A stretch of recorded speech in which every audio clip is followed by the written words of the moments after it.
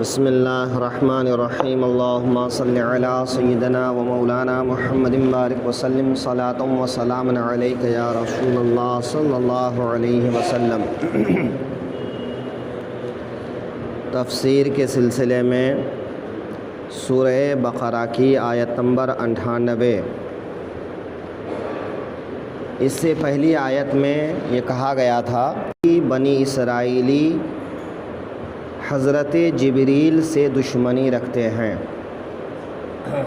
اس آیت میں اللہ رب العزت ارشاد فرما رہا ہے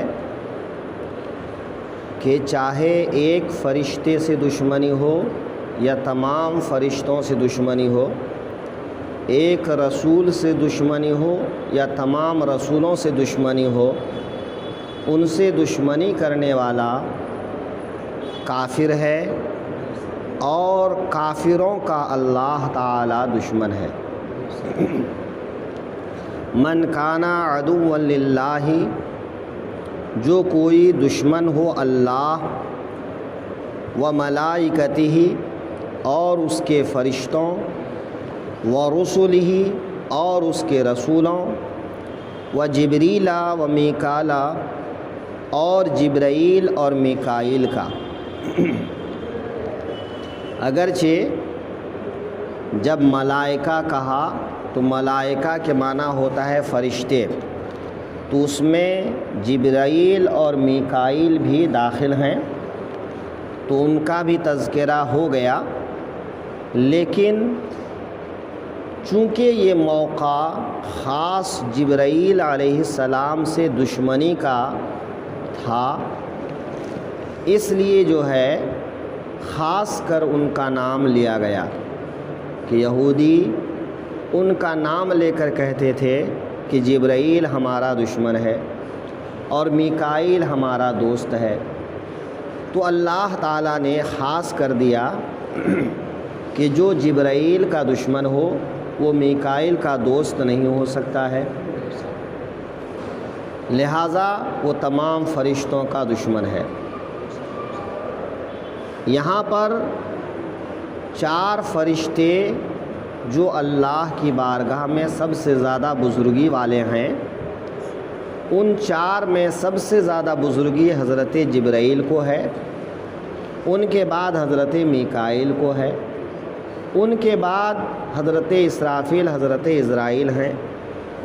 تو یہاں پر جو ہے حضرت جبرائیل اور حضرت میکائیل کا ذکر ہوا، لیکن حضرت اسرافیل اور حضرت عزرائیل کا ذکر نہیں ہوا۔ اس کی وجہ یہ ہے کہ حضرت اسرافیل کا یہاں کوئی کام نہیں ہے۔ حضرت اسرافیل کا کام کب ہے؟ جب قیامت آئے گی، سور پھونکا جائے گا، جب میدان محشر میں لوگوں کو اکٹھا کیا جائے گا، سور پھونکا جائے گا، تو اس وقت لہٰذا ان سے یہاں پر دشمنی کی کوئی بات نہیں تھی۔ رہا حضرت عزرائیل کا معاملہ، تو حضرت عزرائیل سے لوگ دشمنی کیا کریں گے؟ ان سے تو سب ڈرتے رہتے ہیں۔ کس بات کا ڈرتے رہتے ہیں؟ کہ کہیں ایسا نہ ہو کہ روح قبض کر لے۔ موت سے لوگ بہت گھبراتے ہیں، سوائے ان لوگوں کے جو یہ یقین رکھتے ہیں کہ دنیا میں آئے ہیں تو ایک دن مرنا ہوگا، اور موت اللہ اور اس کے حبیب سے ملنے کا ایک ذریعہ ہے، لہٰذا جو اچھے اعمال کرتے ہیں وہ لوگ موت کو لقائے الہی اور لقائے رسول کا ذریعہ سمجھتے ہیں، لہٰذا وہ اس کا استقبال کرتے ہیں، اس سے گھبراتے نہیں ہیں۔ لیکن عام طور پر انسان موت سے بہت گھبراتے ہیں، تو لہٰذا ان سے دشمنی کوئی نہیں کرے گا۔ تو رہے یہی دونوں فرشتے، تو ان دونوں کا خاص کر کے نام لے لیا گیا۔ فَإِنَّ اللَّهَ عَدُوٌّ لِّلْكَافِرِينَ، تو اللہ دشمن ہے کافروں کا، اور جب کوئی اللہ سے دشمنی مول لیتا ہے تو وہ اللہ کے غضب کو دعوت دیتا ہے، اللہ کے عذاب کو دعوت دیتا ہے۔ رہی یہ بات کہ اللہ کا عذاب آنن فانن آ جائے یا وقت مقررہ پر آئے، ہے نا، یہ تو نبی رحمت کی رحمت کا صدقہ ہے کہ منکرین انکار کرتے پھرتے ہیں، دندناتے پھرتے ہیں، لیکن ان پر عذاب نہیں نازل ہوتا۔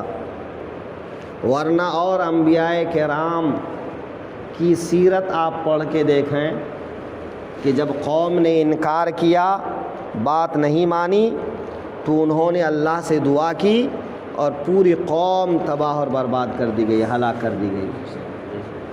یہ تو ہمارے آقا رحمت للعالمین ہیں کہ جب جب لوگوں نے ستایا اور فرشتوں نے آ کر کہا کہ آپ حکم کیجئے، تو آپ کے حکم پر ہم ان لوگوں کو ہلاک کر دیں گے، تباہ کر دیں گے، لیکن اللہ کے حبیب کا جواب یہی تھا، میں لوگوں کو ہلاک کرنے نہیں، لوگوں کو قریب بلانے آیا ہوں، لوگوں کو ہدایت دینے آیا ہوں، لوگوں کے لیے رحمت بن کر آیا ہوں۔